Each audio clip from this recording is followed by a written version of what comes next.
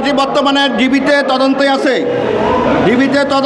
DB সঠিকভাবে তদন্তের কাজগুলো করতেছে না। তাই আমরা আজকে আমাদের গুম পরিবারের পক্ষ থেকে মিরপুর জোনের ডিসি মিজান সাহেব এবং মামলার আয়ু মনি সাহেবকে প্রত্যাহারের দাবি জানাচ্ছি। আপনারা আরেকটা বিষয় জানেন, আন্তর্জাতিক অপরাধ ট্রাইব্যুনালে আমরা যে তদন্ত কাজগুলো দিছি সেই তদন্তগুলো কারা করে জানেন? একজন থানার ইন্সপেক্টর, একজন থানার দারোগা মামলার এই অপরাধের কাজগুলো তদন্ত করেন। সেখানে এক আউয়াল সাহেবকে দিছে আমার মামলাটি তদন্তের জন্য। সেই তদন্তের কাজ পরিপূর্ণভাবে শেষ না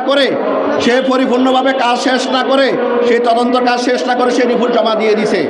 এবং আমরা এই আউয়াল সাহেবকে আন্তর্জাতিক অপরাধ ট্রাইব্যুনালকে আমরা প্রধান উপদেষ্টার দৃষ্টি আকর্ষণ করছি, অতি সত্বর আউয়ালকে